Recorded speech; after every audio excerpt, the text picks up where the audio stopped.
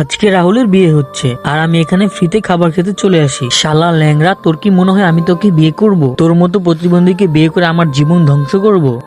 এইগুলো সব নাটক ছিল, যাতে করে তোর সম্পত্তির অর্ধেক ভাগ সে নিতে পারে। বাহ, আমার বিয়ের আংটি পেয়ে গেছি। আরে এটা আমার খাবার। শালা ফকিনির বাচ্চা, সর এখান থেকে যা। রাহুল, তোমাকে কেউ বিয়ে করবে না।